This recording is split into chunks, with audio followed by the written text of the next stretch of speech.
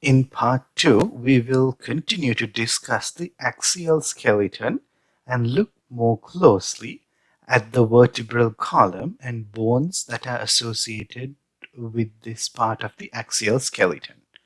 So shown here is a lateral and posterior view of the vertebral column. So if you look here at the lateral view, we will see that there are 4 different curvatures.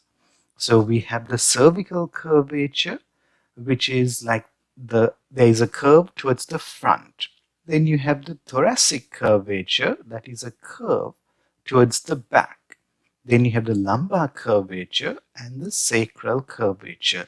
These curvatures help us maintain our body weight more efficiently rather than being a straight column. And helps with movement, bending movements as well. So with these curvatures, the spinal cord is also divided into these 4 different broader groups: the cervical spine, the thoracic spine, lumbar spine, and the sacral spine. And we'll go through these as indicated here. We'll go through these in the next few slides. So again, looking at the vertebral column, here we see the posterior wave. This is a lateral wave. All the curvatures are being seen. And this is an anterior wave. So looking at these things, looking at these spinal processes, if students see these spinal processes, you will know that that is the posterior wave. And if you see this body of these vertebrae, you will know that that's the anterior wave. And again, just like we saw in the skull, even in the vertebral column, you will have these foramina. They are called the intervertebral foramina. These are pores, these are holes where the nerves, where the nervous tissues can come and distribute all the signals and travel through these pores. In addition to the vertebra in itself, there are going to be intervertebral discs. These are going to be cartilage-filled discs that will help give support to these bones and help them both bear weight and help with their movement as well.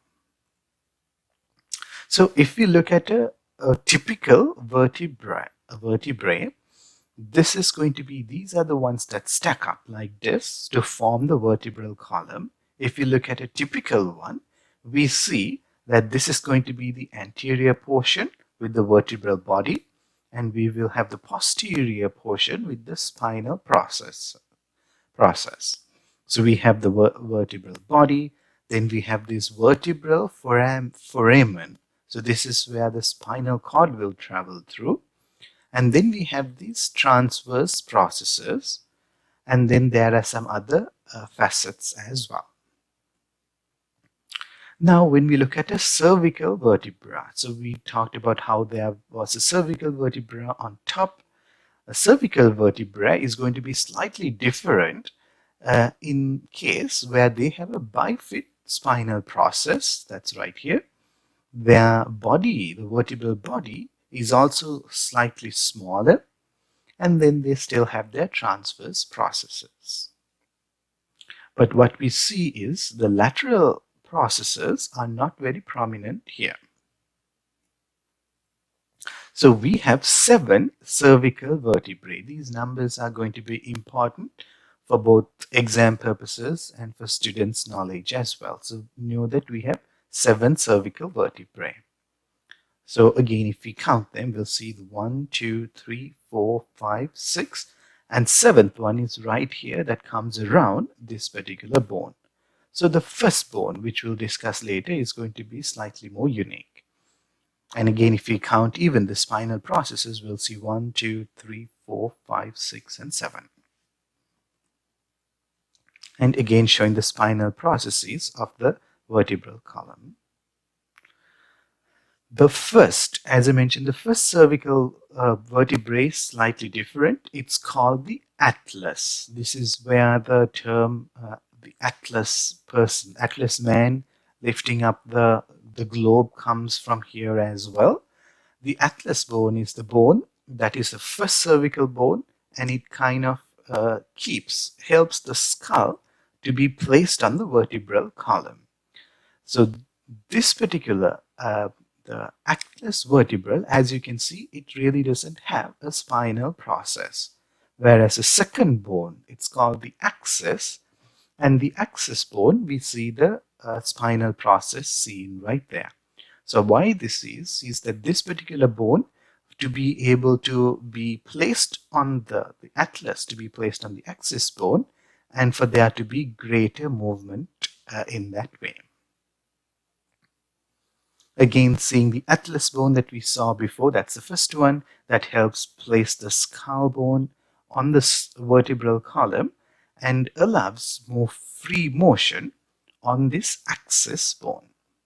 Shown here is the atlas bone, and this is the axis bone. It has this particular prominence here that we see right here, and that helps with wider movement, allowing your neck to be turned side by side there as well. And that particular process seen right here is called the dens. Okay, so now let's go to the thoracic vertebrae. After we go to the 7 cervical vertebrae, we come to the thoracic vertebrae, and thoracic vertebrae has the typical shape of vertebrae. We have the spinal processes, the body of the vertebrae, the transverse processes, and then you have the other connections.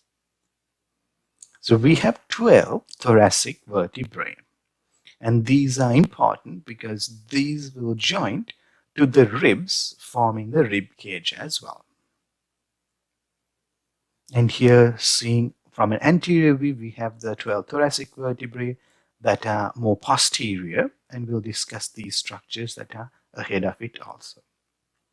Next, we go to the lumbar vertebrae. That's the section below the thoracic vertebrae, and they seem more typical as well. But now what you'll see is this vertebral foramen is getting smaller, and the body of the vertebrae are getting larger. And that makes sense because the lumbar vertebrae will carry more weight than even the ones on top of them. And you'll still have the spinal processes and the transverse processes. And we have 5 lumbar vertebrae. So 7 cervical vertebrae, 12 thoracic vertebrae, 5 lumbar vertebrae. This is the anterior we've seen with them, and you see there are no ribs attached to them. The final portion is going to be known as the sacrum and the coccyx. So these are bones that have been fused together. As you can see right here, there is no cartilage between them. They are fused to form the sacrum and the coccyx. That's seen at the more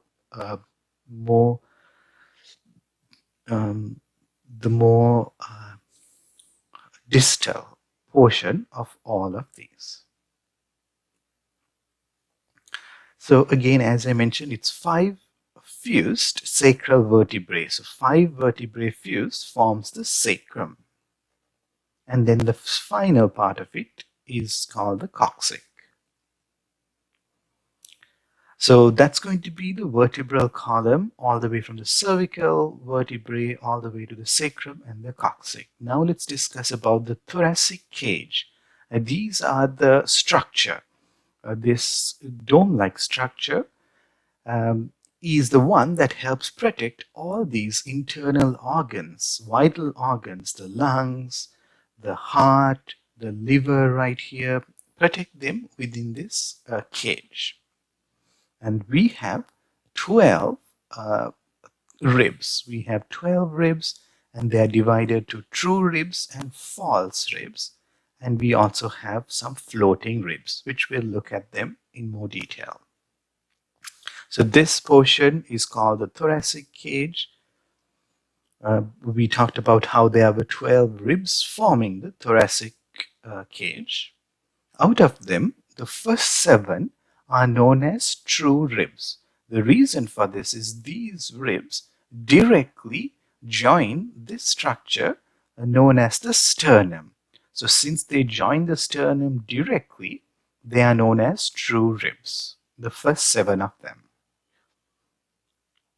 And they are joined to the sternum by what is known as the costal cartilages.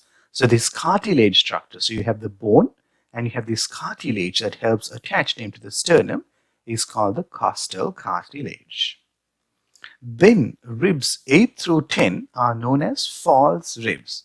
The reason for this is these 3 ribs, 8, 9 and 10, they come together, and rather than attaching to the sternum by themselves, they form a common costal cartilage and then join to the sternum. So since they don't directly attach to the sternum, they will be known as false ribs. Finally, we have ribs 12, 11 and 12. They don't join with the sternum and they are called floating ribs. And just looking at the posterior view, looking at the articulation of ribs with the vertebrae. So we have the 12 thoracic vertebrae. These ribs will join to each of these 12 thoracic vertebrae.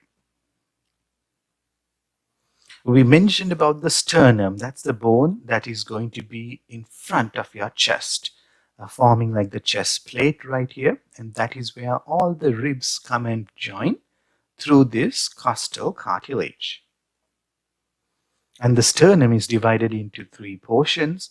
The superiormost portion is known as the manubrium of the sternum. The second portion right here is called the body of the sternum, and the inferiormost portion is known as the xiphoid process. So xiphoid process, body, and the manubrium. We will discuss the rest in part 3.